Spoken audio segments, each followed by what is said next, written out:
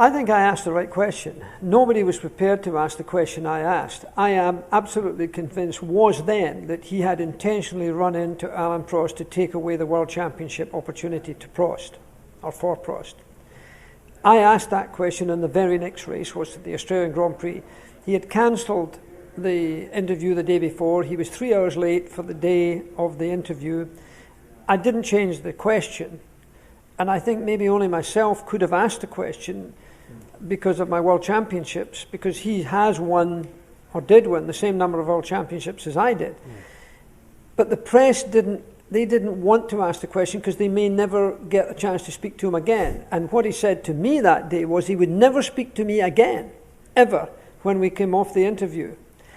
But 1.5 years later, he phoned me up and said, look, I'm sorry, because he said then that he did not intentionally do it. He later admitted that he did intentionally do that to Prost. And when he phoned me back, he said, look, I apologize, I told you a lie. I'd like you to help me work for safety, and I'd like you to tell me how I should go about it. And we then spent a lot of time together, on the phone, occasionally face-to-face, in his hotel suite in Melbourne, in Adelaide was the first meeting after that incident. And that was 1.5 to 2 years later.